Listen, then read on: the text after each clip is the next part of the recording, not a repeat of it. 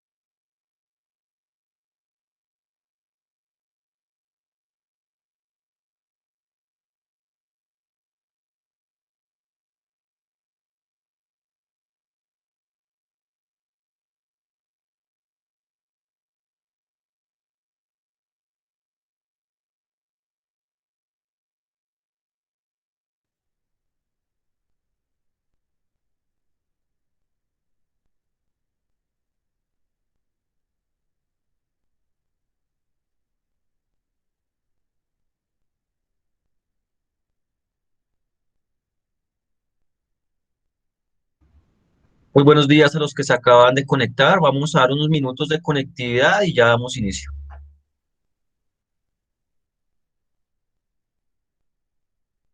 Buenos días, profe. Listo, sí, señor.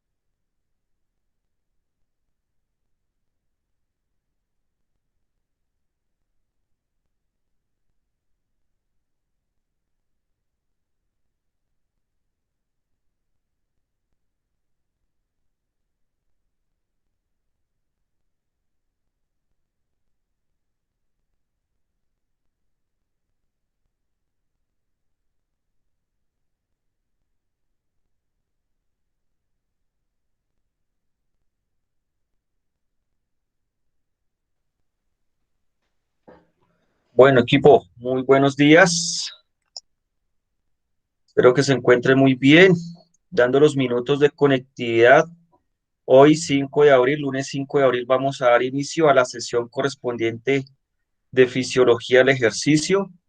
Saludamos aquí a Jackson Andrés Murcia, Haider Alexander Cruz, David Hurtado, Sebastián Guzmán y Alex Escobar, que pues ya vamos a tomar y tomaremos la asistencia de la respectiva sesión del día de hoy, deseando que pues hayan descansado, hayan oxigenado los que de pronto lo hayan logrado hacer, los que no, pues de pronto hayan tenido un poquito de aire en esta semana que acaba de iniciar y que pues podamos comenzar estas sesiones académicas el día de hoy de nuevo. ¿Cómo están?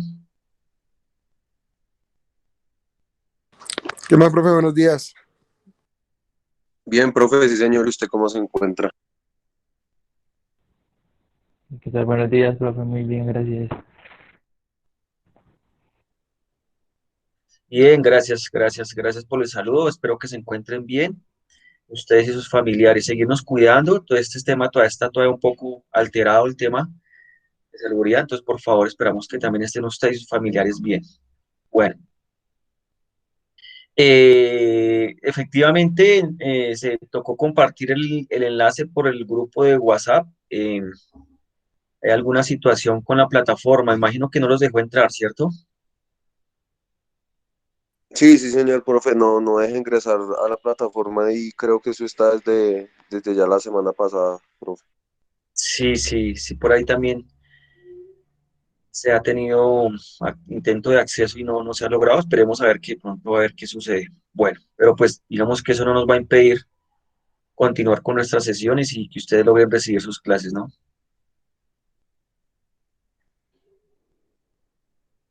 Retomando, vamos a la semana pasada, vamos a contextualizar, la semana pasada eh, fue Semana Santa, en la cual es una semana que pues académicamente no tiene ninguna carga, ningún peso. La semana anterior de Semana Santa comprendía la semana 7, en donde se asistió al, al seminario internacional de actividad física y salud, ¿no? Un seminario muy interesante, muy enriquecedor, donde pues obviamente se evidenció la asistencia aquí del grupo el día viernes. Y pues justo ese día lunes caía el festivo, entonces ahí se hizo un inicio de temática que correspondía a esa semana, ¿no? Que era fisiología contráctil del músculo. Por tal razón, contextualizo es con el fin de que para ponernos a tono con las temáticas, hoy vamos a cerrar o vamos a abordar esa fisiología contráctil del músculo que se inició esa semana para quedar bien completa con esa semanita y quedemos al día con esa temática, ¿ok?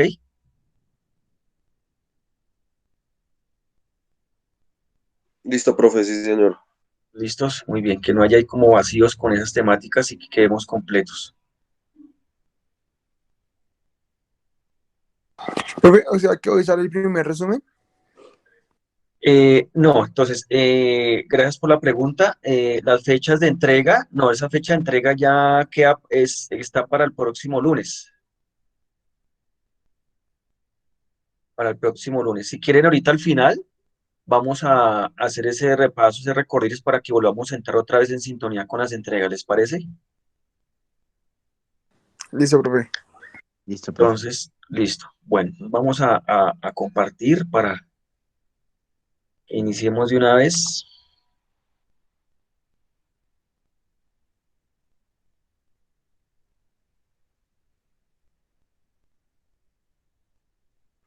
Profe, yo ese día, el lunes pues que su merced habló sobre la fisiología contráctil del músculo, yo no entré ese día a la sesión, y que solo estaba Jackson, creo, pero sin embargo revisé pues el tema y ahí lo que usted también había explicado pues, de la estructura de la motoneurona, pues su composición y la anatomía de esa unidad motora y pues las funciones como tal. Ok, ok, válido, gracias. Chévere, interesante que hayan ingresado a la clase. De igual manera, para quedar tranquilos todos, pues quiero hacer como un repaso de eso que se habló ese día para que entremos en contextualización. de nuevo y podamos finalizar el tema, ¿les parece? Sí, claro, profe. Muy bueno, interesante. Gracias. Nos sobra reforzar. Entonces, vamos a hablar de la fisiología contráctil del músculo el día de hoy, en donde para poder hablar de esa fisiología contráctil del músculo vamos a empezar a observar qué es lo que compone, qué componentes tenemos para esa fisiología contráctil del músculo.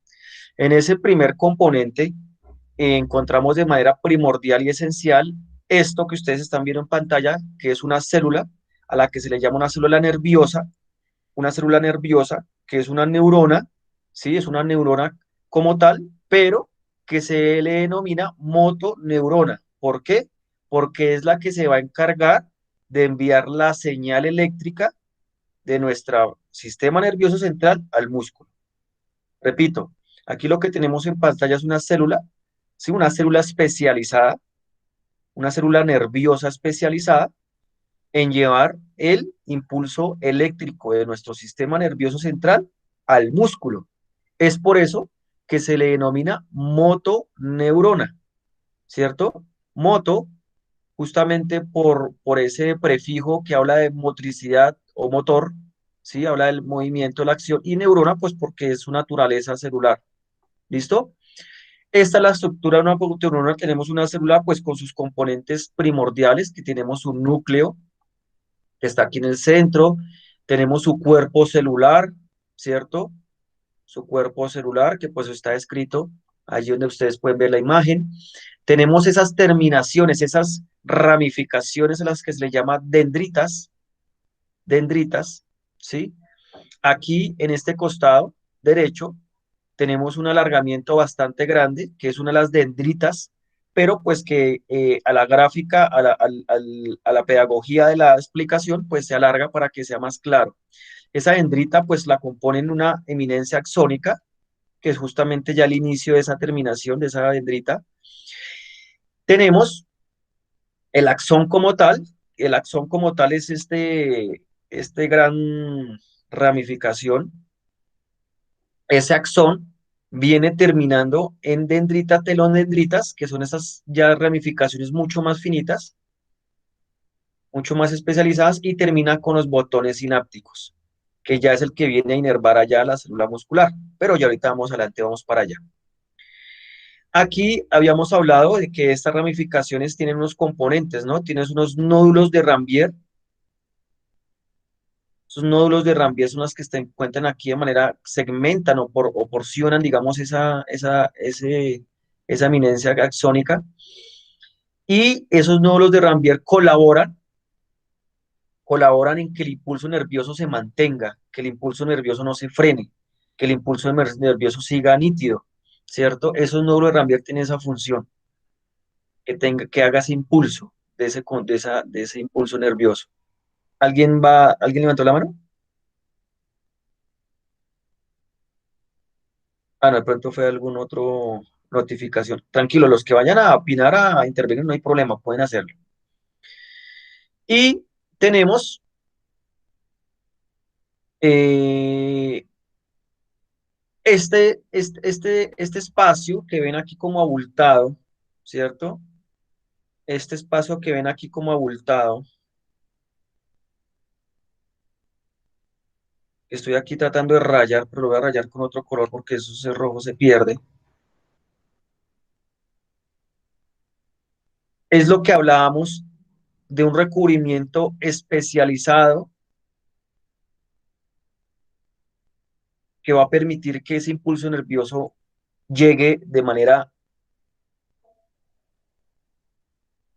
plena al espacio presináptico y sináptico de la placa motora. Y estamos hablando de la mielina. Habíamos hecho, los que de pronto vieron la grabación, se estuvo hablando que la mielina es un recubrimiento y para que lo entendamos es un aislante, que para qué funciona, aísla y que permite, ese aislante permite, esa mielina permite que ese impulso nervioso no se vaya, no se desvíe, no se pierda, ¿sí? Nuestro sistema nervioso, esos impulsos nerviosos son eléctricos y esa mielina hace que no se pierda ese impulso nervioso. no se desvíe de lo que deseamos y queremos con nuestros músculos. Habíamos hablado que, no sé si, y hago la pregunta ya que tenemos aquí más estudiantes, han escuchado la esclerosis múltiple.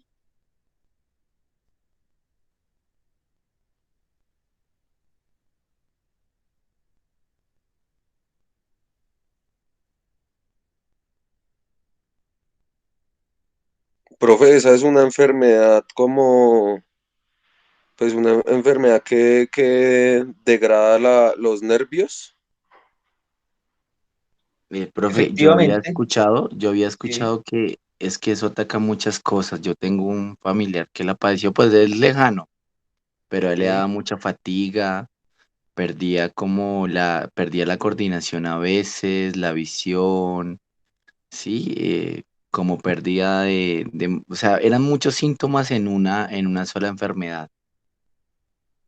perfecto. Efectivamente, la esclerosis múltiple es una enfermedad degenerativa, no tiene cura, desafortunadamente. Es una enfermedad genética autoinmune. ¿Qué es lo que significa autoinmune o degenerativa autoinmune? Que resulta que la configuración inmunológica de la persona que la padece se ataca a sí misma. ¿Y qué ataca? Ese ataque interno ataca justamente la mielina, este recubrimiento del sistema nervioso. Desafortunadamente, esa desconfiguración genética de la persona que la padece ve que la mielina ve la mielina como un elemento extraño y la ataca.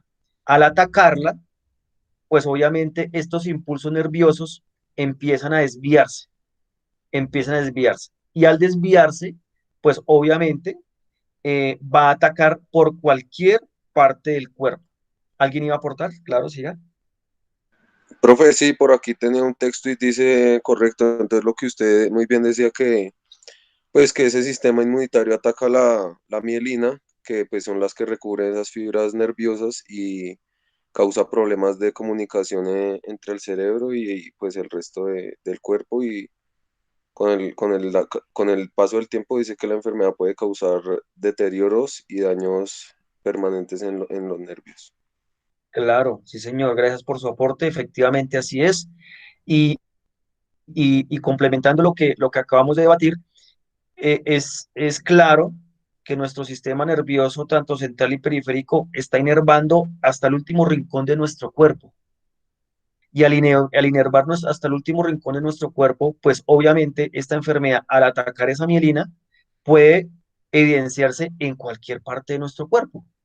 Es por eso que hablan que es una enfermedad y muy incierta, muy inesperada, así como te puede atacar en un brazo, te puede atacar en una pierna, te puede atacar en la cara, bueno, en cualquier un órgano interno, ataca cualquier parte, si ataca cualquier parte de este conducto eléctrico, pues hombre, va a desencadenar una falla de comunicación, como lo decía el compañero, el estudiante, en alguno de nuestros órganos. Stephen Hopkins, ¿sí lo recuerdan?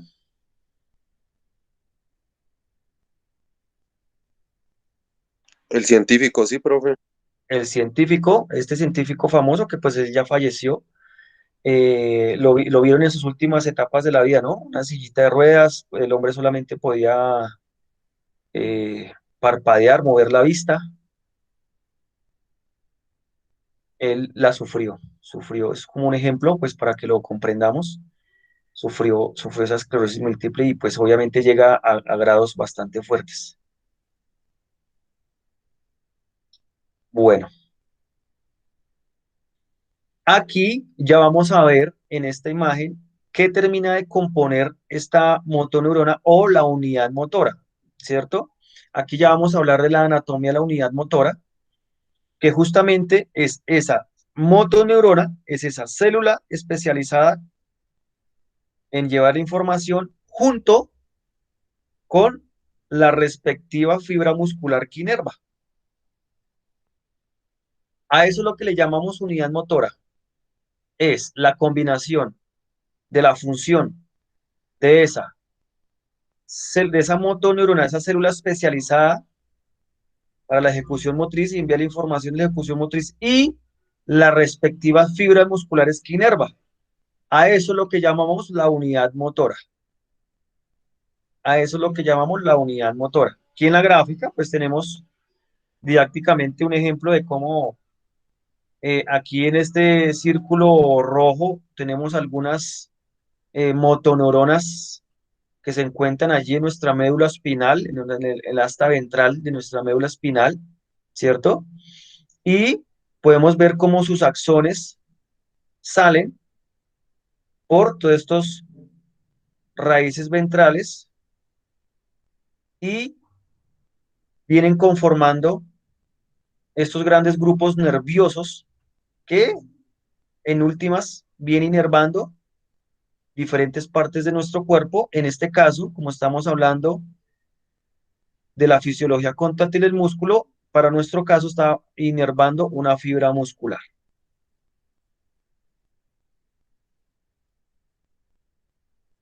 ¿Listo? A esto es lo que llamamos una unidad motora. Ahora bien, estas unidades motoras tienen una particularidad. ¿Cuál es la particularidad? Y es que una unidad motora, es decir, para mejor explicación, varias unidades motoras pueden estar inervadas en un solo músculo.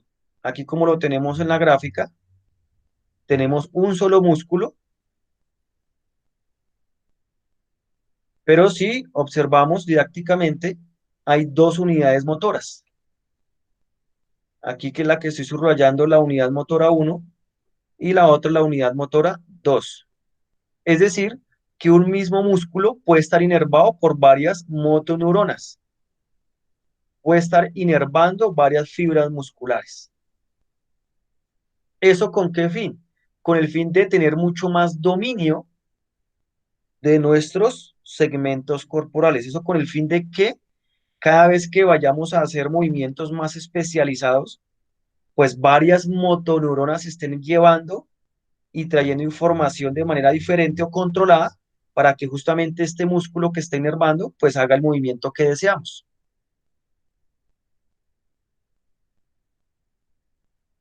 ¿Vamos hasta ahí?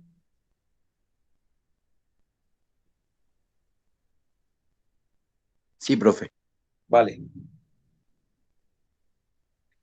Es por eso que traigo aquí esta imagen. Esta imagen nos explica más detalladamente y nos da un poco más de panorama de cómo podemos observar, por ejemplo, aquí en este músculo que encontramos en la parte baja, que viene siendo el dorsal ancho. Miren cómo, siendo el mismo dorsal ancho, está aquí inervando una terminación nerviosa, otra terminación nerviosa, en la parte baja otra terminación nerviosa y en la parte bajo otra terminación nerviosa. Y aquí justamente se sigue derivando esas inervaciones de esas motoneuronas. Estas que estamos viendo aquí en esta imagen son motoneuronas diferentes inervando el mismo músculo. ¿Me hago entender?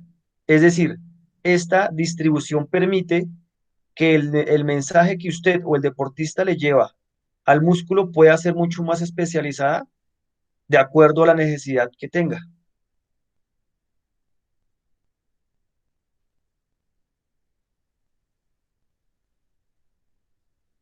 Y si seguimos detallando la imagen, podemos encontrar muchas más terminaciones, mucho más motoneuronas inervando diferentes unidades motoras musculares. Mira, aquí en la parte superior podemos ver cómo esas diferentes terminaciones, esas motoneuronas inervan los mismos músculos, los mismos grupos musculares.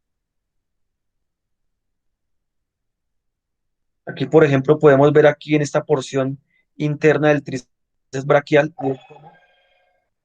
al detalle, voy a aumentar la imagen. Miramos aquí cómo estas terminaciones, estas motoneuronas terminan inervando el mismo músculo, siendo diferentes unidades motoras, permitiendo que los movimientos sean cada vez más especializados.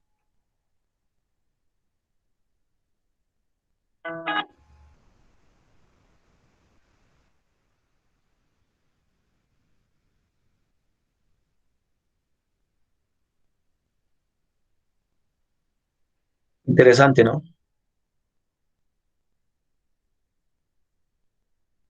Aquí también traigo imagen de este parte del cuerpo que identificamos ahí, a ver, ¿qué parte del cuerpo es esta?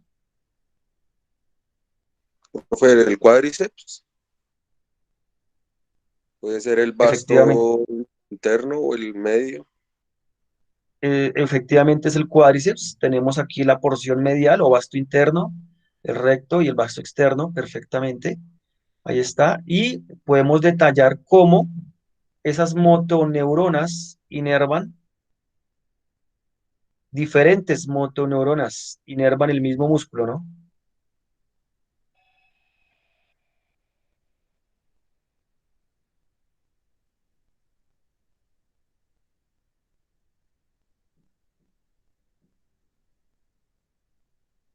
Miren cómo esas ramificaciones inervan diferentes fibras musculares dentro del mismo músculo, ¿no?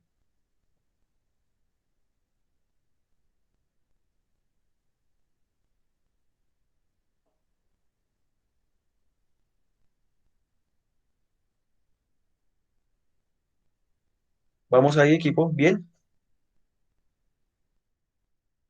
Sí, sí, señor profe. De acuerdo al músculo hay una proporción, de acuerdo al músculo hay una proporción entre número de fibras de placa motoras y número de músculos. Bueno, aquí tenemos una microfotografía donde podemos ver cómo llega, está el axón, miren este axón, aquí tenemos la célula muscular, ¿cierto? Las ramas terminales del axón, lo que son las dendritas también, y mire que estos son las placas motoras, mire cómo la placa motora, vamos ramificando diferentes placas motoras, siendo el mismo músculo, siendo el mismo músculo, mire cómo inervan en diferentes puntos, en diferentes fibras musculares. Interesante, ¿no? Profe, digamos que la unión neuromuscular tiene que ver con, pues, con ese impulso nervioso, profe, si no estoy mal, que digamos que también donde sustancias como la colina y la noradrenalina traen esos impulsos a través de esos canales, como usted lo decía, para que puedan llegar al músculo, ¿no, profe? Perfecto, sí, señor. Te escuché muy cortado, pero sí le entendí. Efectivamente, en esa placa motora hay una situación en particular en donde más adelante ya vamos para allá. Ahí es donde justamente se efectúa esa producción, ese cambio, esa transformación de energía eléctrica a energía química y esa transformación de energía química a energía mecánica. Justamente sucede ahí en esas placas motoras. Aquí, en este tipo, de acuerdo a esos tipos de unidades motoras, encontramos estas tres clasificaciones, de acuerdo a la unidad motora. ¿Listos? De acuerdo a la unidad motora, vamos a encontrar tres tipos de fibras que inervan esas unidades motoras. Tenemos el tipo, la unidad motora, que es fatigable y rápida, que se denomina la tipo 2B. El tipo de fibra que inerva esas unidades motoras de tipo 2B tiene las siguientes particularidades. Primero, la resistencia a la fatiga es baja, la velocidad de contracción es rápida, pero tiene una bastante elevada producción de fuerza. Ahí podemos decir que la designación de esa unidad motora es fatigable, ¿sí? Es decir, la resistencia a esa fatiga es muy baja, es decir, se cansa muy rápido, pero, oh sorpresa, que es muy rápida. Y aparte de eso, la producción de fuerza es elevada. Repito, esa fibra de tipo 2B tiene una designación de unidad motora fatigable y rápida, en donde su producción de fuerza es elevada, su velocidad de contracción es rápida y su resistencia a la fatiga es baja. Es decir, se nos cansa muy rápido. Ahora bien, también tenemos una designación de unidad motora resistente a la fatiga y rápida. Estamos hablando que inerva fibras de tipo 2A. Ya la producción de fuerza no es tan elevada, es moderada. La velocidad de contracción sigue siendo rápida,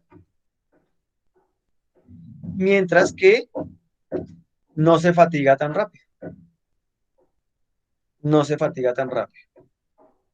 A esa tipo de fibra le estamos denominando que es la tipo 2A. Repito, su unidad motora resistente a la fatiga y rápida, es decir, su producción de fuerza no es tan elevada, es moderada, su velocidad de contracción es rápida y la resistencia a la fatiga es elevada, ya aguanta un poco más. Ahora bien, tenemos el tipo de fibra tipo 1. Su designación de la unidad motora es lenta, su producción de fuerza es baja. No nos va a producir tanta fuerza ese tipo de fibra. La velocidad de contracción es lenta,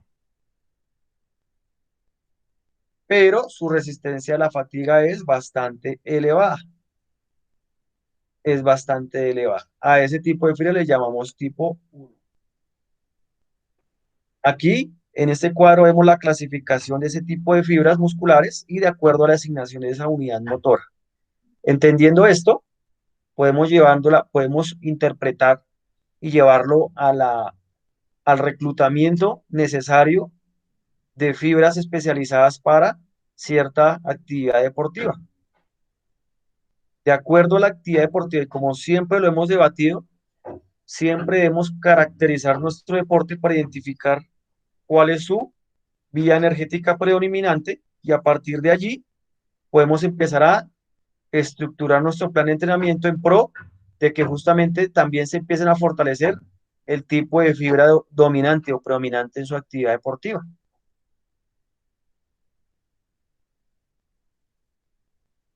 Vamos ahí, equipo.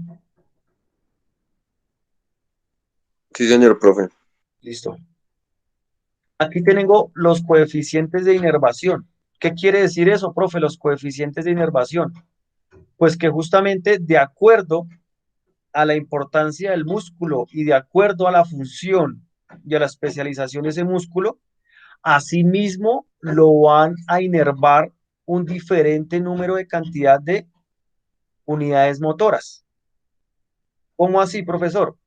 Entonces aquí tengo dos ejemplos. Tengo los músculos de la mano frente a los músculos de una pantorrilla o unos músculos gemelos. Si pueden observar, el cuerpo está tan perfectamente estructurado que él entiende que la pantorrilla, al soportar bastante peso del cuerpo, va a ser necesario que lo inerve mucho más unidades motoras de sus músculos. A diferencia de la mano. Por ejemplo, un dedo contiene 120 unidades motoras que controlan 41.000 fibras musculares. Repito, un dedo de la mano tiene 120 unidades motoras, un dedo, estoy hablando de un dedo de la mano, 120 unidades motoras, y esas 120 unidades van a controlar 41.000 fibras musculares, haciendo la división de esas 41.000 fibras dividido en 120 unidades motoras, pues nos va a decir que son 340 fibras por unidad motora que controla. Es decir, que su coeficiente es de 340. A diferencia de los gemelos, que tiene 580 unidades motoras que inervan 1.030.000 fibras musculares. Pues haciendo la división de ese 1.030.000 fibras musculares en las 580 unidades motoras que lo inervan, pues vamos a encontrar un coeficiente de 1.800, es decir, cada unidad motora inerva 1.800 fibras musculares. ¿Qué nos Profe, quiere o decir sea esto? que, profe, o Dime. sea que si el grupo muscular, perdón, si el grupo muscular, bueno, entre más grande sea el grupo muscular, mayor número de unidades motoras puede tener. No necesariamente puede ser por su tamaño, aunque sí puede ser un buen referente el tamaño de la fibra muscular, sino que también esa inervación se hace es de acuerdo a la función y a la especialización de ese grupo muscular que necesita. Ah, vale, profe, vale. Pero pues el tamaño puede ser un referente. Interesante, ¿no? Cómo nuestro cuerpo se adapta a tener que suplir lo que le vayamos a pedir de acuerdo a su necesidad. Aquí ya empezamos a ahondarnos cada vez más en esta ultra estructura de estas fisiología contráctil del músculo y vamos aquí a observar lo que es la unión neuromuscular, que es la misma placa motora que vimos en la imagen anterior, donde veíamos en la microfotografía a microscopio electrónica, donde veíamos esas placas motoras. Eso que veíamos, esas manchas, estas manchitas que vemos como placas motoras, es justamente lo que vamos a encontrar acá, que son la unión neuromuscular, que tengo aquí, en este momento estoy redondeando, ¿listos? Me disculpan si escuchan golpes, pero pues es que están haciendo obras y arreglos aquí cerca y pues se escucha aquí en el micrófono. Esto es lo que le llamamos unión neuromuscular. Esta unión neuromuscular es justamente esa placa motora, es donde esos botones terminales del axón presináptico se unen y inervan esas fibras musculares. Hay una célula especializada en que eso se mantenga. ¿Cómo así que eso se mantenga? Sí, de que esos botones presinápticos tengan una sujeción en la placa motora de la fibra muscular. ¿Quiénes son? Las células de Schwann. Las células de Schwann son las que se especializan en justamente que esa unidad motora se mantenga ahí conectado en esa placa motora. ¿Por qué? Porque resulta que esos botones terminales presinápticos no es que estén totalmente conectados, hay un pequeño espacio entre esos botones terminales y la placa motora. Entonces, en ese orden de ideas podemos decir que la unión neuromuscular es la superficie de contacto entre el extremo de una motoneurona mielinizada, claro está, y una fibra muscular. Repito, en ese orden de ideas decimos que la unión neuromuscular es la superficie de contacto de ese extremo, de este extremo de la célula y la fibra muscular. ¿Vamos hasta ahí, equipo?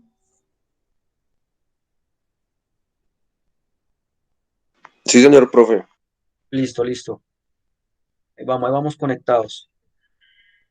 Entonces, aquí ya vamos a empezar a entender, más allá de la estructura, empezamos a entender ciertos sucesos que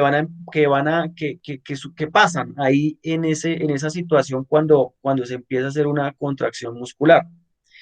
Y podemos ver aquí en la parte inferior derecha de la imagen un, un escaneo, un paneo más detallado de lo que es lo que sucede ahí. Aquí tenemos justamente esas terminales que están aquí como en amarillo, esos botones presinápticos, esas terminales sinápticas. Aquí podemos ver que este recubrimiento son esas células de Schwann que justamente permiten que se mantenga ahí en la fibra muscular. Y resulta que aquí aparece un protagonista, que es la acetilcolina. ¿Por qué protagonista? Es porque es que resulta que esa acetilcolina neurotransmisor, es un neurotransmisor. Es decir, esta sustancia, esta molécula, esta acetilcolina, en el momento que haya un impulso nervioso, esa acetilcolina, las terminaciones presinápticas la van a segregar, van a soltar acetilcolina. En el momento que haya un impulso nervioso llegue aquí, ellos van a voltar acetilcolina y la van a soltar aquí a la membrana de la fibra muscular, a la membrana muscular. Esa acetilcolina es la que proporciona el estímulo que transforma un impulso nervioso eléctrico en un estímulo químico en la placa motora terminal. Aquí, justamente en este suceso, es donde empezamos a ver esa transformación de energía eléctrica en energía química. Miren el cuerpo tan maravilloso y tan espectacular que es. Está en la capacidad de transformar ese impulso eléctrico, esa energía eléctrica, y la pasa a energía química, estímulo químico, ¿cierto? Venía siendo un impulso eléctrico y termina siendo una estimulación química por medio de esa acetilcolina. Bueno, pero ¿qué es lo que hace esa acetilcolina? Esa acetilcolina lo que permite es que haga conexión con estos receptores niconíticos. Ahí se me perdió esto. Aquí, mire. Estos, estos que estoy aquí rayando se llaman receptores nicotínicos. Resulta que ellos tienen bastante afinidad con la acetilcolina. Ellos en su estado natural están aquí cerrados, como lo estoy aquí poniendo en esta parte, en esta flecha azul, ¿cierto? Ellos en su estado natural están cerrados, esos receptores nicotínicos están cerrados. ¿Y qué significa que están cerrados? Pues justamente no permite que haya un transporte de canales iónicos de sodio. Es decir, hace que justamente no haya una despolarización. Al estar cerrados, hace que no haya una despolarización, es decir, que no haya un cambio eléctrico en esa membrana. Pero, oh sorpresa, si se dan cuenta aquí, solamente tenemos una acetilcolina y la otra no ha llegado ya. Es decir, aquí no está estimulado esos receptores nicotínicos. Pero mientras que aquí, en este receptor nicotínico de este costado que estoy aquí señalando con la flecha, aquí vemos la acción plena de cuando esa acetilcolina llega e inerva esos receptores nicotínicos. Al estimularlos, inmediatamente abre el canal iónico, y ese canal iónico lo que permite es que haya una despolarización, la famosa despolarización, que esa despolarización es la que va a permitir que empiece a haber ese potencial de acción. Esa despolarización permite que haya ese potencial de acción. ¿Qué quiere decir el potencial de acción? Es decir, que se estimule esa membrana para que haya ese impulso químico hacia el retículo sarcoplasmático. Aquí en esta imagen podemos ver cómo este axón presináptico, que estoy aquí rayando, está soltando acetilcolina representado en esas bolitas azules, ¿cierto? Estimula en cierta medida los receptores nicotínicos, pero resulta que aparece otro protagonista acá, que es la acetilcolinesterasa. ¿Qué es lo que hace esa acetilcolinesterasa? es la que empieza a desechar esa acetilcolina que sobra o esa acetilcolina que queda en medio de esa placa motora. Profe, pero para qué la degrada o qué sucede con eso? Lo que hace esa acetilcolinesterasa es permite que ese potencial de acción, que esa acetilcolina que vaya nerval sea más limpio, sea más nítido el impulso nervioso. Es decir, que si va a soltar acetilcolina de manera plena, que el impulso nervioso sea de manera plena, lo haga, pero que si de pronto queda algún rezago de acetilcolina, el impulso nervioso o el potencial de acción no permita que haya esa generación de estimulación en la membrana del músculo. Al no haber esa acetilcolinesterasa, pues lo que va a estar a todo momento es hacer va a permitir una inestabilidad en ese impulso nervioso y no va a haber claridad si hace o no hace el potencial de acción. ¿Vamos hasta ahí, equipo? ¿O voy muy rápido?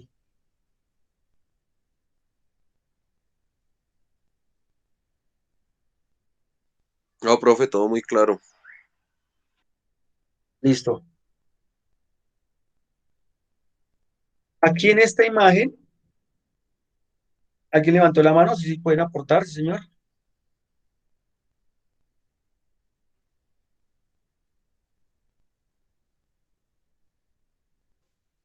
No, profe, es que creo que Alex escribió ahí por el chat, pero Ah, bueno, bueno, bueno. Listo. Aquí en esta imagen me gusta porque es que esta imagen aquí ya aclara y deja más visual lo que sucede entre esa terminación, esa terminación nerviosa, ese botón presináptico y lo que sucede después. Aquí tenemos las células de Schwann, aquí tenemos cómo está este botón presináptico en la axón terminal, la placa motora. Aquí podemos ver que esta es una placa motora, ¿cierto? Esto aquí que estoy aquí redondeando la placa motora. Si se dan cuenta, no está totalmente pegada, hay un pequeño espacio. Ven que hay un pequeño espacio. Estamos hablando a nivel microscópico, ¿no? Esto es un dibujo, obviamente, es a nivel didáctico, pero esto a nivel microscópico es un pequeño espacio. Aquí podemos ver cómo esta acetilcolina baja. Mire, está representado en esas bolitas, esa acetilcolina baja debido al impulso nervioso. Miramos aquí cómo está la membrana de de la placa motora o de la fibra muscular, ¿cierto? Y una primera reacción es la activación de receptores.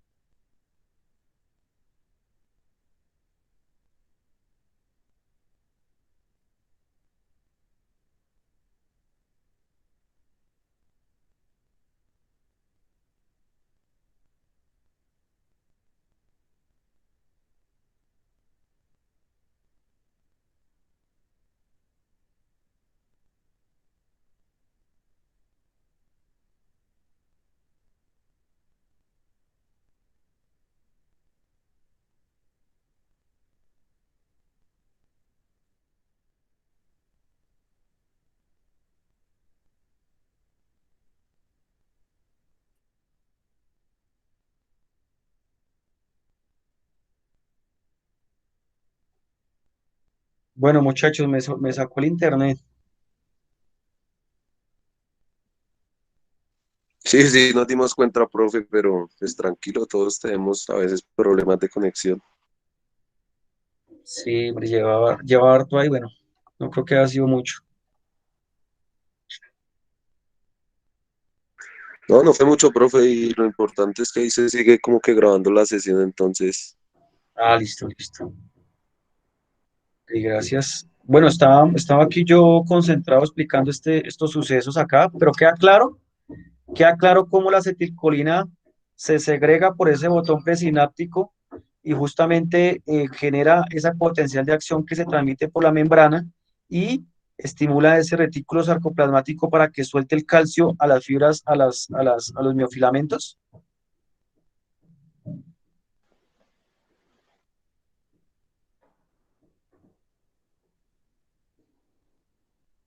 sí, sí, señor, profe. Listo. Claro, entonces al soltar ese calcio a los miofilamentos, pues justamente ahí es donde empezamos a hablar de nuevo de esta teoría del filamento deslizante. Al soltar ese calcio va a empezar a estimular los miofilamentos que están compuestos por justamente esas cabezas de miosina y actina que hablamos en la estructura del músculo y empieza a verse estos protagonistas, los que son la troponina y la tropomiosina. Estos son componentes de la actina y son los que regulan los contactos. Repito, ese calcio que se segrega de esta situación del retículo sarcoplasmático va a empezar a estimular la troponina. La troponina.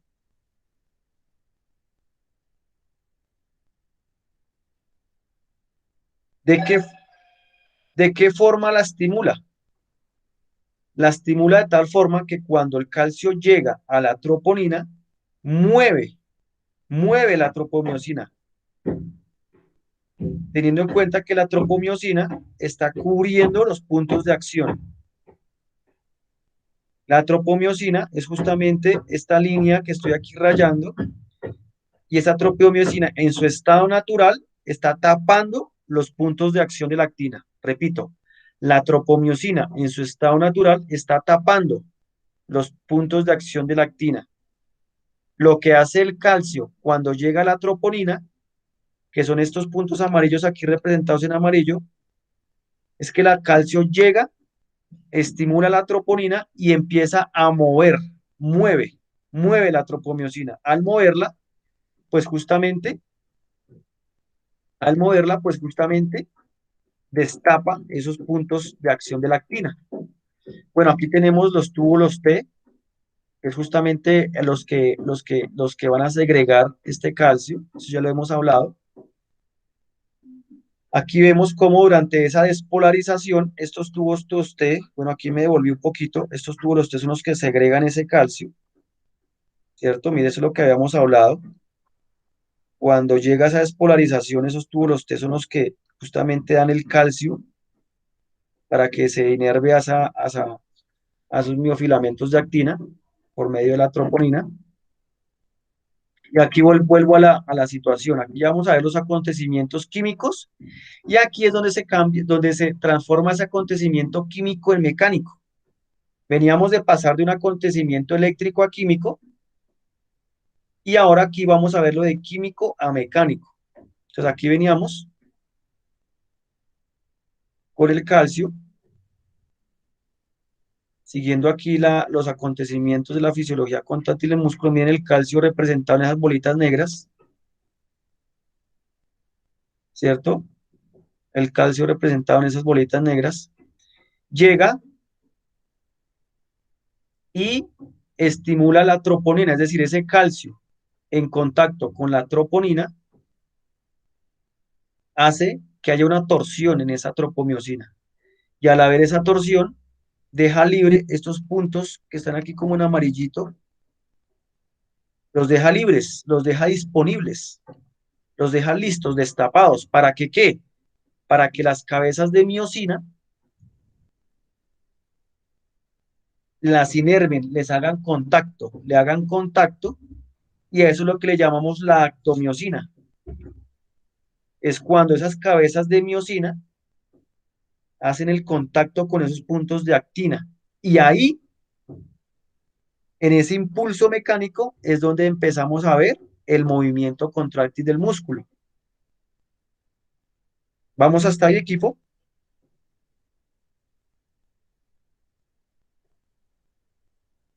Sí, sí, señor profe. Listo.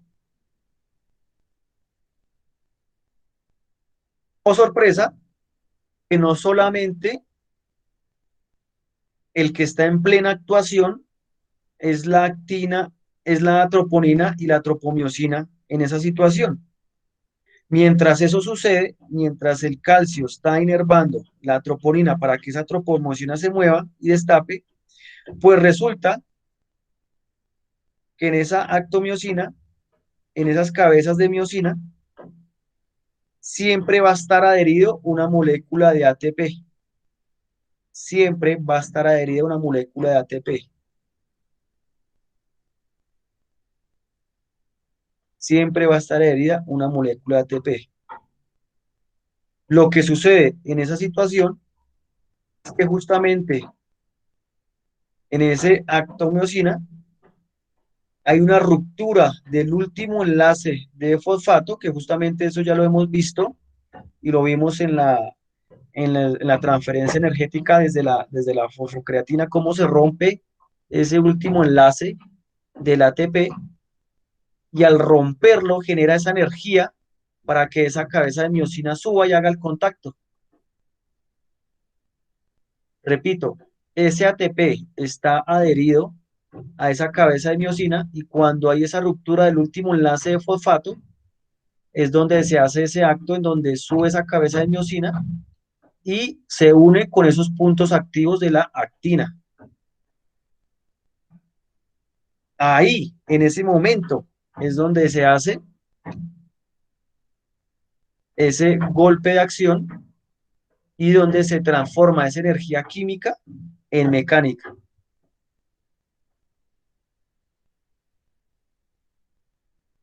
Obviamente, aquí lo estamos viendo de manera pedagógica y didáctica por medio de un dibujo, pero pues esto se hace en cantidad de millardos en cada célula muscular.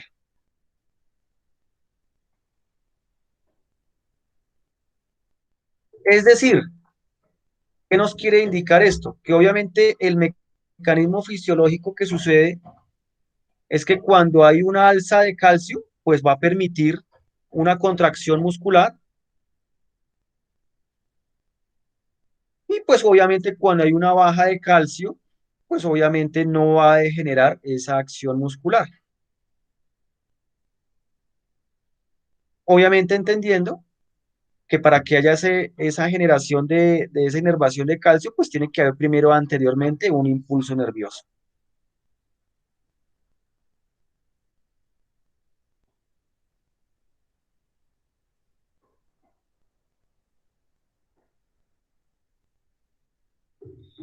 Aquí en este gráfico,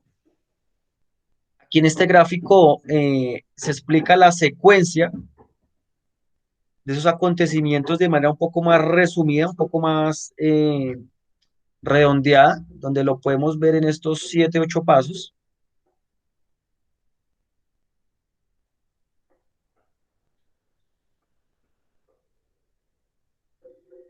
Entonces, por ejemplo, podemos ver aquí que tenemos los filamentos de actina y miosina en reposo, ¿cierto? Un paso 1, podemos ver que un potencial de acción llega a la unión neuromuscular. Cuando ya escuchamos un potencial de acción y llega a la unión neuromuscular, es que llegó un impulso nervioso y hubo una segregación de acetilcolina y vimos que hubo una apertura de ese canal nicotínico y hubo un intercambio de electrones ahí, produciendo una onda de despolarización en los sistemas de los túbulos T. Entonces, cuando escuchamos ese verso, ya entendemos que esa onda eléctrica permitió, esa onda electroquímica permitió que esos túbulos T empezaran a liberar el calcio. ¿Por parte de qué? Del retículo sarcoplasmático, que justamente es esa malla, es como esa malla que vemos gráficamente en esa fibra muscular. Paso 2, ese calcio liberado por ese sarcoplasma, el retículo sarcoplasmático, se une a la troponina, que es la que hemos hablado, que es la que tiene afinidad con el calcio, y esa troponina es la que justamente deja expuestos esa unión. Aquí podemos ver que esos punticos amarillos es la que los deja expuestos, para que justamente aquí abajo, en el paso 3, vemos que esa cabeza de miosina que estaba con ese ATP, el momento en que se desprenda ese tercer fosfato, salga para arriba esa cabeza de miosina y empieza a generarse ese golpe de acción o ese movimiento de acción que se genera. Paso 4, el golpe de potencia, la cabeza de miosina cambia de conformación y los filamentos se deslizan unos sobre otros. Aquí justamente ya vemos la acción mecánica de esa situación. Aquí podemos ver en el paso 5 que el ATP se une a la miosina y hace que la actina sea liberada. Bueno, eso ya es la parte de la consecuencia de la situación. Y en el paso 6, el ATP es hidrolizado y la cabeza de miosina vuelve a su conformación de reposo. Pues obviamente cuando ya deja de haber ese calcio, cuando ya no hay ese estímulo, cuando ya no se genera ese potencial de acción, pues obviamente ya vuelven a su lugar. Y se repite el proceso. Se repite el proceso de acuerdo al estímulo que le hayamos hecho para el movimiento. Vamos ahí, claro, equipo, alguno de estos pasos.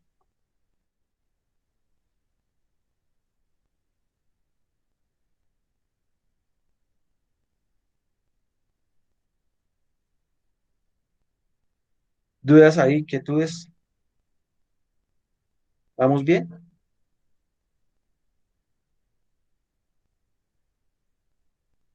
Sí, sí, señor profe, correcto. Listo, listo. Entonces, aquí tengo una secuencia ya más descrita, en la cual pues es interesante que la tengan, en donde habla de la secuencia de acontecimientos en la excitación-contracción muscular. Número 1, la motoneurona anterior inicia el potencial de acción, el impulso se dispersa por la superficie de la fibra muscular al despolarizar el sarcolema. Claro hasta ahí, ¿no? Listo. 2, el potencial de acción del músculo despolariza los túbulos transversales en la unión A1 del sarcómero. Esta unión A1 es justamente donde se encuentra la placa motora. 3, la despolarización de los túbulos transversales libera calcio de los sacos laterales del retículo sarcoplasmático.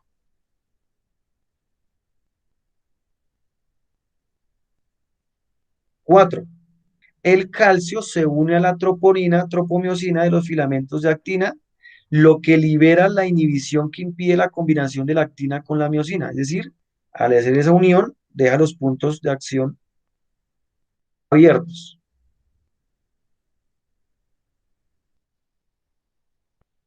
5, la actina se combina con la miosina.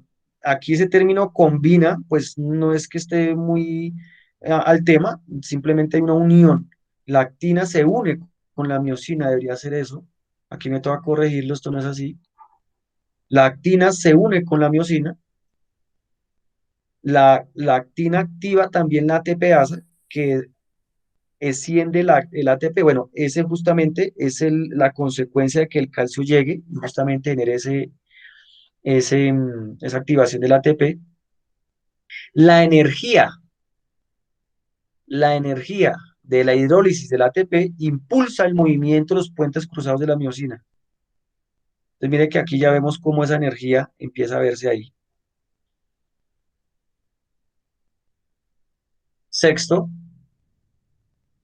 la unión del ATP a los puentes cruzados de la miosina rompe el enlace actina-miosina y permite que el puente cruzado se separe de la actina, lo que crea un movimiento relativo de deslizamiento de los filamentos gruesos finos y se acorta el músculo. Pues obviamente eso es un constante, sube y baja.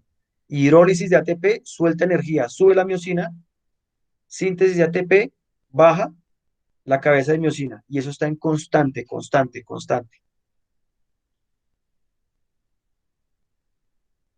7. La activación de los puentes cruzados continúa mientras que la concentración de calcio permanezca, claro, lo suficientemente elevada debido a la despolarización de la membrana. Aquí cuando hablo de lo suficientemente elevada, vuelvo al tema de la debida despolarización de la membrana, es decir, ese potencial de acción habla de la teoría del todo o nada, que justamente hay un potencial de acción y ahí es donde hace efecto esa acetilcolinesterasa, que es la que degrada esa acetilcolina que queda circundante y permite que la despolarización sea más limpia. 8. Cuando cesa la estimulación del músculo, si obviamente ya no hay un impulso nervioso, y el transporte activo bombea calcio de vuelta a los sacos laterales del retículo sarcoplasmático, desciende rápidamente la concentración de calcio. En alguna bibliografía ustedes la pueden encontrar como la bomba de calcio. ¿Por qué? Porque al ya no haber ese estímulo eléctrico, ese calcio se retrae.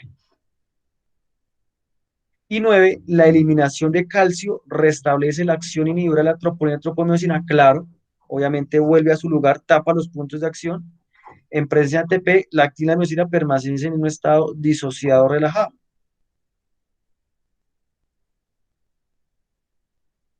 Vamos ahí, equipo.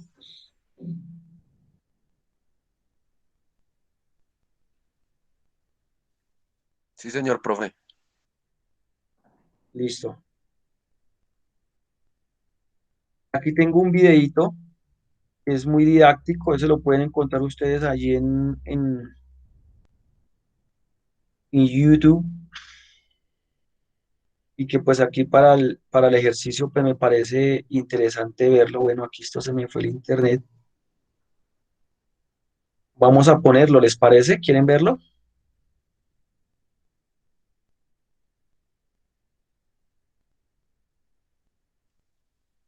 Sí, claro, profe, está bien. Sí, videíto muy didáctico, Además que uno observando también, pues, claro. interioriza mejor las cosas, profe. Mírenlo. ¿Me están viendo pantalla ahí? Sí, profe, ya se puede ver la página. Miren, aquí justamente el video empieza a ser como una gráfica en 3D, bueno, animada de cómo puede ser teóricamente esa situación. Entonces, mire que aquí está haciendo un acercamiento al músculo. Aquí se acerca al músculo esquelético. Aquí tenemos pues las fibras musculares. Miramos que las fibras musculares, ahí tenemos las diferentes zonas, la línea Z.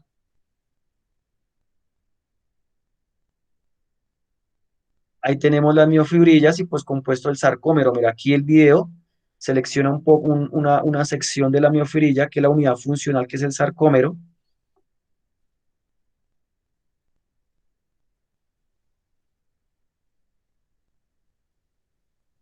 Ahí, por ejemplo, mire que hacen un acercamiento gráfico. ¿Se están observando allí? Sí, sí, señor profe, ahí se ve. Y miren que aquí, por ejemplo, tratan de graficar lo que es la actina, como esos miofilamentos delgados, y la miosina, como en un color rosadito, morado, que son filamentos gruesos, ¿no?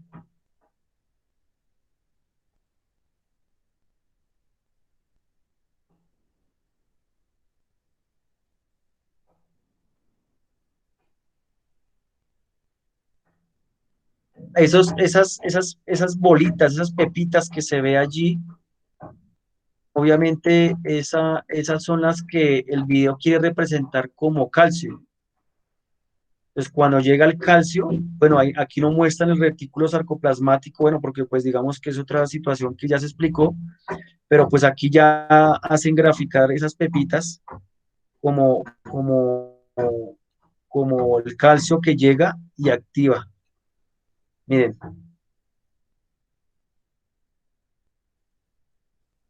entonces ahí podemos ver en la gráfica cómo ese calcio llega y permite que justamente se empiece a generar esa acción de la actomiosina para que justamente haga la contracción. Y ahí vamos a acercarlo, el video lo acerca un poco más, miren.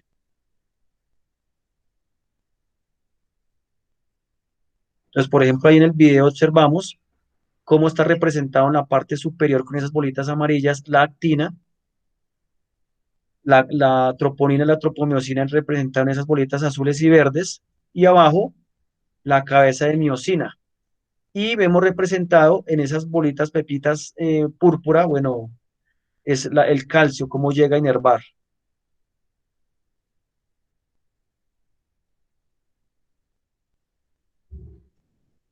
Entonces, miren, aquí llega el calcio y llega y se une a la troponina.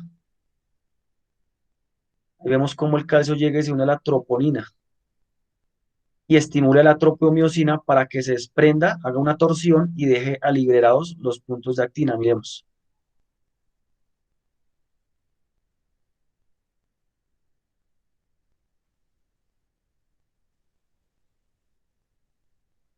Ahí lo desplazó, ¿sí vieron cómo lo desplaza? Al desplazarlo, deja las cabezas de activas, las de la actina libres.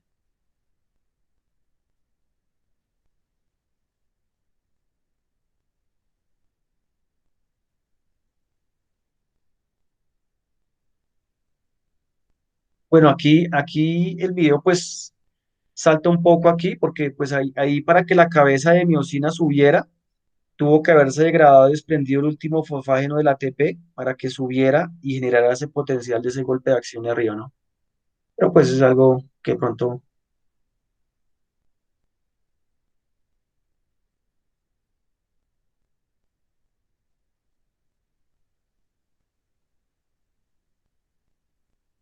ahí ya lo van a explicar, mire, ahí llega cómo después llega el ATP, cuando ya la cabeza subió a miosina y estaba conectada a la actina, llega el ATP. Cuando el ATP llega y se prende la cabeza de miosina, la desprende.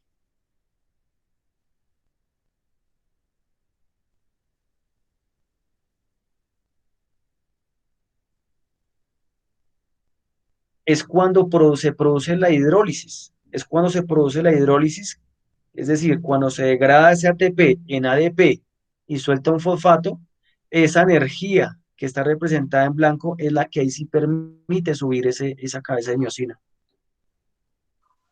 Profe, pero entonces ahí pasaría de ADP a ATP, ¿sí? Sí, justamente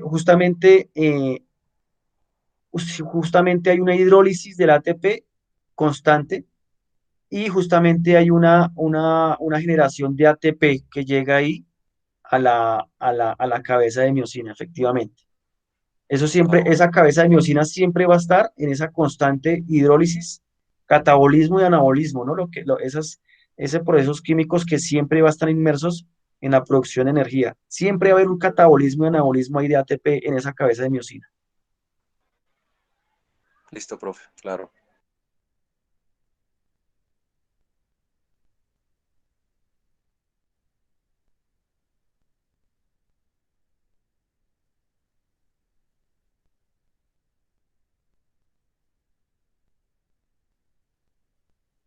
Ahí llega la unión, ahí queda la unión y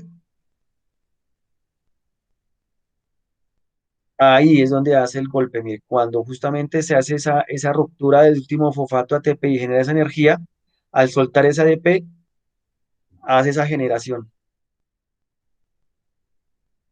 Ahí es donde viene otro ATP, mire, viene otro ATP, lo desprende. Ahí viene ese ATP y lo desprende. Vuelve y ocurre lo mismo. Hace la hidrólisis del ATP, se rompe ese ATP y la energía que hace esa hidrólisis vuelve y sube. Y mire que eso es un constante en todas las cabezas de medicina, es constante esa situación.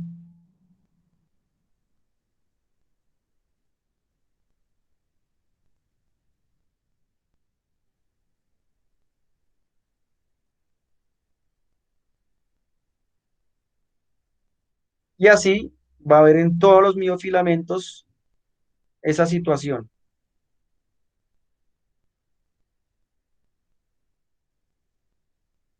Aquí ya van a explicar es cuando ya no se genera esa contracción muscular, ya el calcio se va.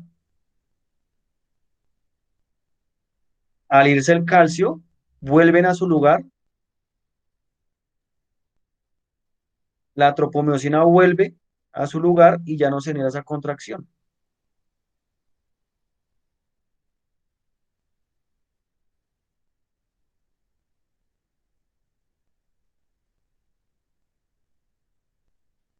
Interesante, ¿no?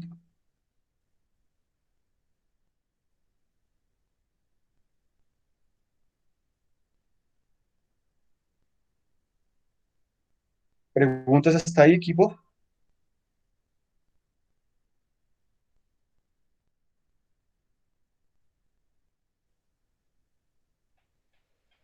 No, profe, por mi parte todo claro.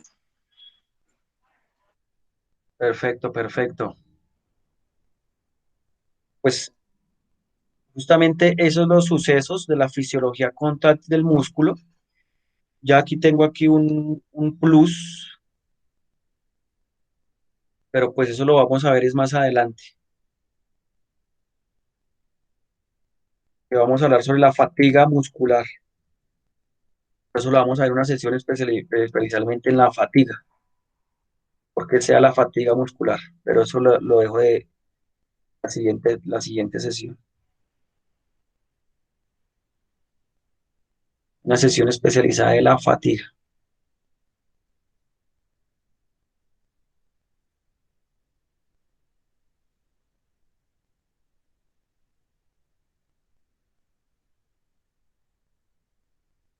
Bueno, equipo, Listo, listo, mi profe, listo.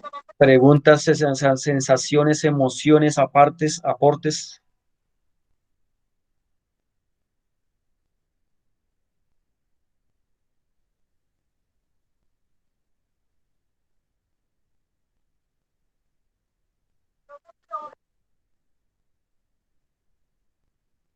Profe, no, muy interesante haber visto esa parte, pues, de la fisiología contráctil, ¿no? Que muchas veces uno también pasa desapercibido y pues es bueno entenderlo también de esta parte. Sí, claro. Efectivamente, son conceptos que es de volverlos a recordar, retomar. De pronto algunos ya lo habían visto, pero es importante volverlos a tener presente y esos conceptos, los que no lo han visto, pues para que lo tengan ahí, lo apropien, lo complementen y pues lo dominen. Y también, profe, bueno, pues recordar esa parte, Señor, en este caso de la contracción, pues, el cómo es potencia de acción viaja hasta los nervios y hace que contracción como lo mostraba en el video y a través sí, señor, le escuché un poco cortado, pero sí, sí, es el objetivo. Bueno, listo, equipo. Vamos a hablar entonces ahora sí de las entregas, de los compromisos académicos. Entonces me permiten, voy aquí a abrir mi cronograma para hacer un repaso de qué compromisos tenemos.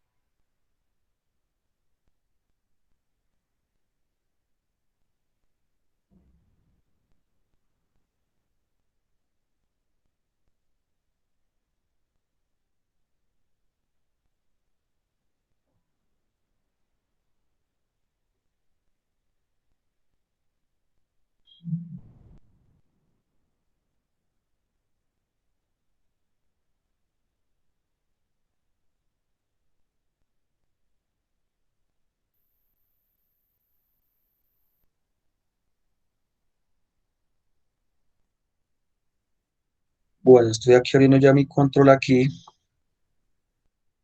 y me informa lo siguiente.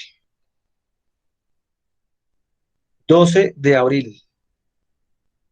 Entonces, por favor, para que se agenden, 12 de abril tenemos el resumen y tenemos los análisis preci. ¿De qué temas? Justamente del tema 6, 7 y 8. ¿Cuáles son los temas 6, 7 y 8? Pues el tema 6 es la estructura del músculo. ¿Recuerdan aquella semana 6 que estuvimos hablando del músculo en su macroestructura, el fascículo, los términos de fibra muscular, sarcoplasma, sarcolema, miofibrilla, ¿cierto? Estuvimos hablando de toda esa estructura del músculo. El tema 7 es justamente el de hoy, fisiología contráctil del músculo, la unión neuromuscular, sinapsis, motoneurona, neurotransmisor, potencial de acción, toda esta situación.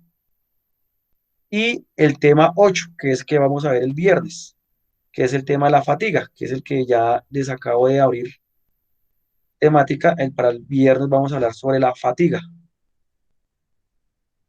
Entonces, esos tres temas son los que van a entrar en el análisis preci y el resumen para el 12 de abril, que justamente es de hoy en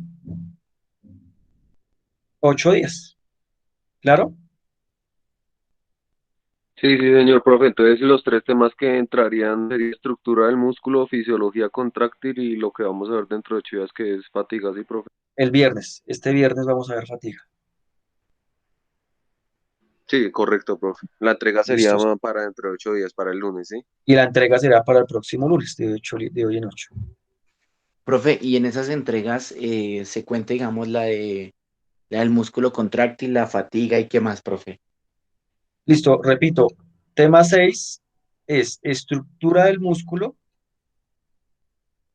que lo vimos en la semana 6.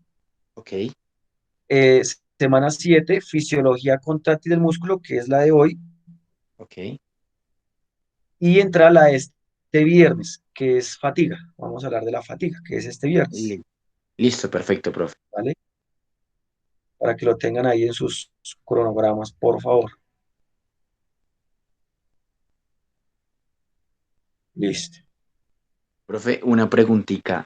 Es que, pues, normalmente Claro. uno, como en el primer semestre que vimos así como virtual, uno ingresaba a la plataforma, normalmente a la universidad, y pues miraba las notas, pero entonces ahí no, como que está inhabilitada y todo eso, profe. Para ver las notas del primer corte, Sí, sí, señor. O esas yo como las más. publiqué, equipo. Esas están ahí en el Moodle. Ah, bueno, pues pero ahorita ya me dieron información que el Moodle está, creo que después de medio ya está activo. Ah, ok. Pero muchachos, las notas del primer corte están en la página general del Moodle de la asignatura. Esa yo la subí justamente esa misma semana 6. Ah, listo, listo. No, es que como yo siempre las miraba era por la página, le daba consulta de notas, le daba el código, la contraseña y listo. Ah, pero y no le deja entrar. Es que si no, quién sabe si es que están en mantenimiento por la plataforma oficial. Sí, exacto, por la oficial. No, esas ya están cargadas. Tranquilos que esas notas ya están cargadas. Esas ya están arriba. Sí es de pronto que tenerle un poquito de paciencia a la página. De pronto no sé qué puede haber pasado, pero no, esas están cargadas hace ratico. Ah, listo, listo, profe, gracias. ¿Listo? Bueno, equipo, entonces pues de esta manera vamos terminando la sesión del día de hoy. Me alegra haberlos visto. Esperando que se encuentren muy bien y nos veríamos entonces el próximo viernes. ¿Listos? Listo, vale, mi profe. Listo, profe, gracias. Bueno, Listo, profe, Jackson, gracias, bueno, buen día. Alex, bueno, David, Gracias, profe. listo, Haider, bueno, listos, éxitos.